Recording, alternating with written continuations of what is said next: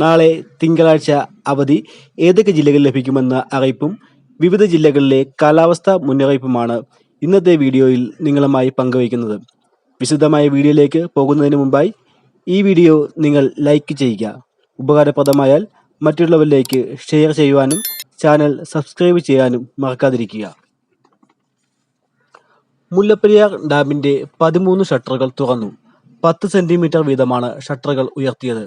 കേന്ദ്ര കാലാവസ്ഥാ വകുപ്പിന്റെ മുന്നറിയിപ്പ് പ്രകാരം വിവിധ ജില്ലകളിൽ കേന്ദ്ര കാലാവസ്ഥാ വകുപ്പ് യെല്ലോ അലർട്ട് പ്രഖ്യാപിച്ചിരിക്കുന്നു.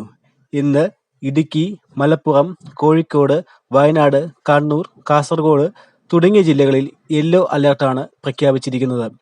യെല്ലോ അലർട്ട് പ്രഖ്യാപിച്ചിട്ടുള്ള ഈ ജില്ലകളിൽ നാളെ അവധി പ്രഖ്യാപിക്കുവാൻ സാധ്യതയുണ്ട്. അതുപോലെ ദുരിതാശ്വാസ ക്യാമ്പുകൾ പ്രവർത്തിക്കുന്ന സ്കൂളുകൾക്ക് നാളെ അവധി പ്രഖ്യാപിക്കുവാൻ സാധ്യതയുണ്ട്. ഇത് സംബന്ധിച്ച അറിയിപ്പ് ഇന്ന് വൈകിട്ട് ഈ ചാനലിലൂടെ ലഭ്യമാക്കുന്നതാണ്. കൂടുതൽ അവധി വാർത്തകളും മറ്റു വാർത്തകളും ലഭിക്കുന്നതിനായി ഈ ചാനൽ സബ്സ്ക്രൈബ് ചെയ്ത് ബെൽ ബട്ടൺ എനേബിൾ ചെയ്യുക.